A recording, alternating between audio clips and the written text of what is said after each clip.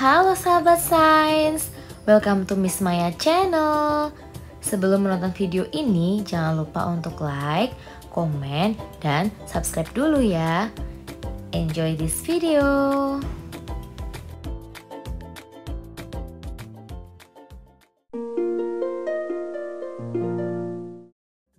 Halo sahabat sains, jumpa lagi di channel YouTube Miss Maya. Pada video sebelumnya, kita sudah mempelajari sedikit karakter bumi dan mengenal bulan sebagai satelitnya. Pada bagian ini, kita akan lebih jauh mengenal bagaimana bumi bergerak dan dampaknya pada kehidupan manusia sehari-hari. Juga mengenal satelit yang dimiliki oleh bumi. Sahabat sains, tahukah kalian ternyata satelit milik bumi tidak hanya bulan loh? Mari kita cari tahu bersama-sama. Pergerakan bumi dalam sistem tata surya. Sahabat sains, kalian tentu masih ingat kan mengenai rotasi dan revolusi bumi yang sudah kita singgung pada pembahasan sebelumnya? Rotasi adalah gerakan planet pada sumbunya, sedangkan revolusi adalah gerakan planet pada bidang orbitnya mengelilingi matahari. Waktu yang digunakan planet untuk mengitari matahari disebut periode tahun, sedangkan waktu yang digunakan planet untuk berputar pada sumbunya disebut periode hari. Berdasarkan jarak antara planet dengan matahari menyebabkan panjang satu tahun planet berbeda-beda. Demikian juga dengan panjang satu hari tiap planet. Ini dipengaruhi oleh salah satunya ukuran planet tersebut. Nah, sahabat sains, pergerakan bumi dalam tata surya dapat menyebabkan beberapa hal berikut ini.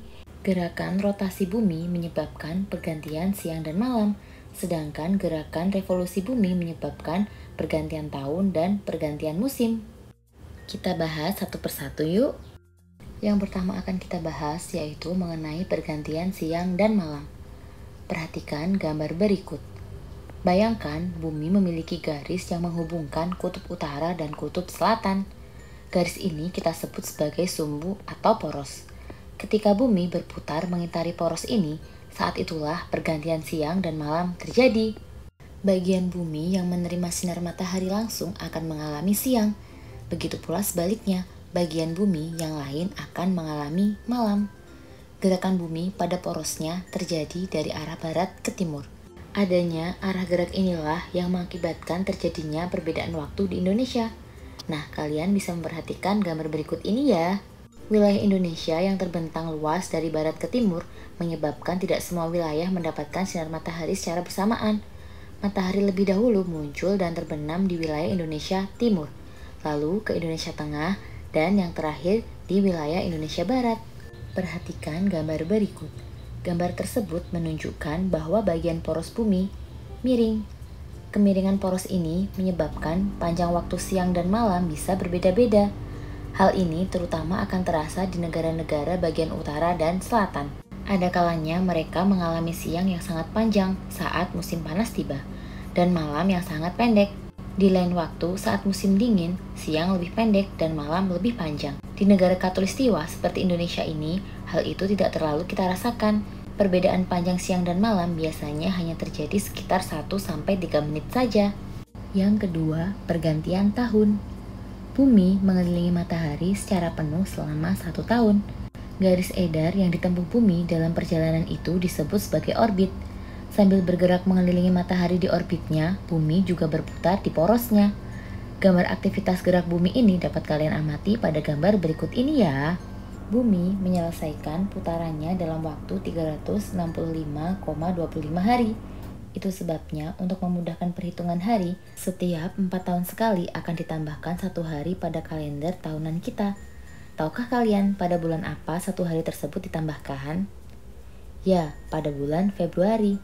Tahun dengan tambahan 1 hari ini, kita menyebutnya sebagai tahun Kabisat. Yang selanjutnya ada pergantian musim. Selain pergantian tahun, gerak bumi mengelilingi matahari juga menyebabkan pergantian musim. Musim yang dialami suatu daerah sangat bergantung pada posisinya di bumi. Untuk lebih memahami tentang musim ini, coba kalian perhatikan ilustrasi bumi pada gambar berikut ini.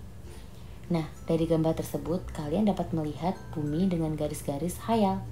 Garis-garis khayal ini memudahkan kita mengenal posisi suatu daerah di bumi. Bumi dibagi oleh garis khatulistiwa, garis yang berada tepat di tengah-tengah. Garis khatulistiwa ini membagi bumi menjadi dua, yaitu belahan bumi utara dan belahan bumi selatan.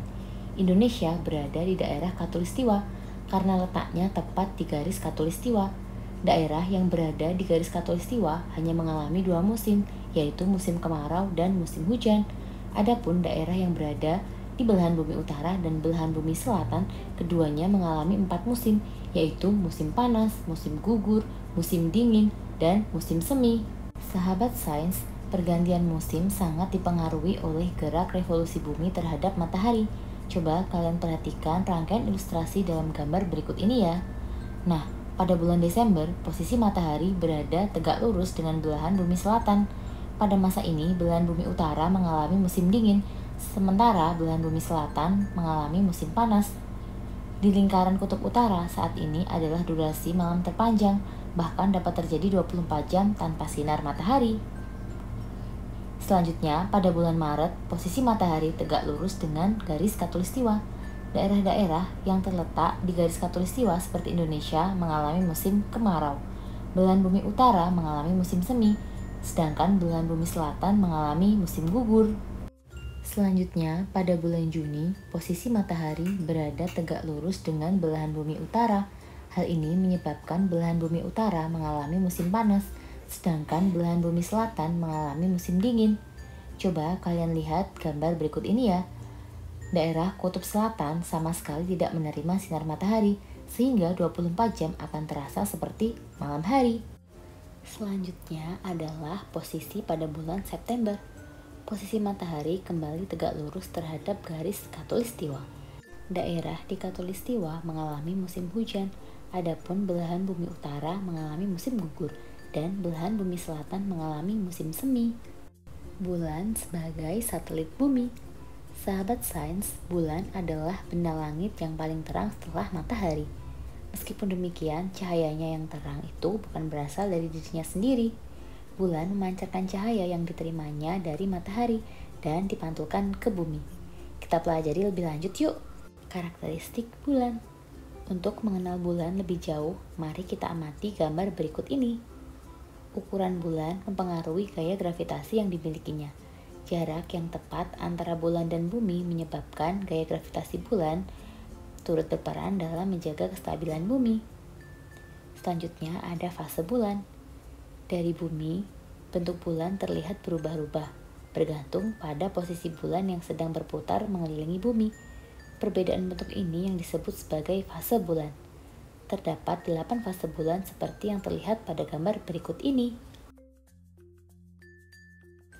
Gerhana bulan.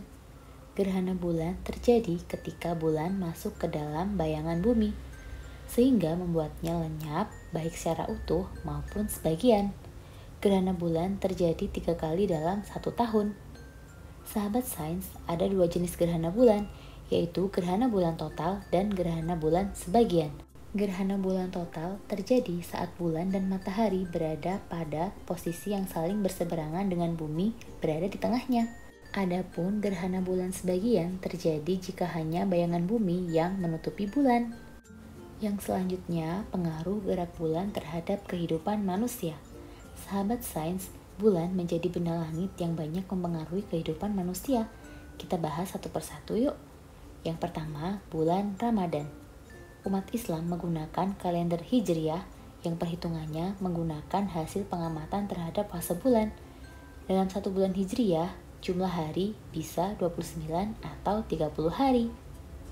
Pergantian hari dimulai saat matahari tenggelam dan bulan muncul, atau disebut waktu maghrib. Ibadah puasa pada bulan Ramadan dilakukan dari terbit fajar atau subuh hingga maghrib. Saat ini, perhitungan kalender Hijriah sudah dilakukan dengan menggunakan perhitungan tertentu. Meski demikian, umat Islam tetap diperintahkan untuk menguatkan hasil perhitungan tersebut dengan pengamatan langsung pada bentuk bulan. Yang kedua, Hari Paskah. Umat Kristen biasanya merayakan Paskah sekitar bulan Maret sampai Mei. Siklus bulan digunakan untuk menentukan kapan tepatnya hari Paskah itu jatuh. Diputuskan bahwa hari raya Paskah ini diperingati pada hari Minggu pertama setelah bulan purnama Paskah, yang jatuhnya pada tanggal 21 Maret atau sesudahnya. Selanjutnya, tilem. Umat Hindu melakukan ritual ibadah setiap malam bulan purnama tiba, juga saat bulan baru. Hari suci pada malam bulan purnama disebut sebagai purnama, sedangkan malam bulan baru disebut tilem. Pada kedua waktu tersebut, umat Hindu memohon berkah dan karunia kepada Sang Pencipta. Industri garam dan perikanan. Sahabat sains, selain kegiatan-kegiatan keagamaan, gerak bulan juga sangat bermanfaat bagi para pelaku industri yang berhubungan dengan sumber daya laut. Contohnya, industri garam dan ikan. Tambak-tambak garam umumnya terletak di pesisir pantai. Saat air laut pasang, tambak-tambak itu terisi air. Setelah surut, para petani garam mulai memisahkan garam laut yang terjebak dalam tambak-tambak tersebut. Saat pasang, ikan-ikan akan lebih mudah ditangkap karena biasanya mereka akan berenang lebih dekat ke permukaan. Itu yang menjadi salah satu penyebab mengapa nelayan pergi ke laut pada malam hari saat air laut pasang. Yang selanjutnya, satelit bumi selain bulan. Sahabat sains, tahukah kalian bahwa selain bulan, bumi juga memiliki satelit loh? Nah, gambar tersebut menunjukkan satelit bumi yang berada di orbitnya. Masih ingatkah kalian pengertian satelit yang sudah kita bahas pada video sebelumnya? Nah, satelit adalah setiap benda langit yang berputar mengelilingi benda langit yang umumnya lebih besar. Bulan, Titan, atau Io adalah satelit-satelit alami yang mengitari planet. Selain satelit alami, ada juga yang digolongkan ke dalam satelit buatan. Satelit buatan ini tidaklah terbentuk di luar angkasa, tetapi dibuat oleh manusia dan digunakan untuk berbagai keperluan manusia di bumi, termasuk melakukan penelitian di benda-benda langit lainnya. Satelit cuaca meningkatkan pemahaman kita terhadap perubahan cuaca, bahkan dapat memperkirakan cuaca untuk beberapa waktu mendatang. Lalu ada satelit pengamat. Nah, satelit pengamat mengelilingi bumi untuk mendapatkan gambaran mengenai keadaan bagian-bagian bumi, seperti hutan, air, dan bagian permukaan bumi lainnya. Yang ketiga, ada satelit telekomunikasi. Satelit telekomunikasi membuat percakapan antar manusia yang terpisah jarak menjadi mudah dan memungkinkan. Sahabat sains, demikianlah pembahasan kita mengenai subbab bumi dan satelitnya. Semoga penjelasan Mismaya dapat dipahami ya. Nah, selanjutnya kita akan mempelajari subbab mengenal matahari lebih dekat. Jangan lupa untuk like, komen, dan subscribe channel ini ya, agar kalian tidak ketinggalan video terbaru Mismaya. Dan share juga ke teman-teman kalian ya, agar bisa memberikan manfaat untuk lebih banyak orang lagi. Semangat belajar ya, sahabat sains. Thank you for watching, sahabat sains. See you on my next video. Bye-bye.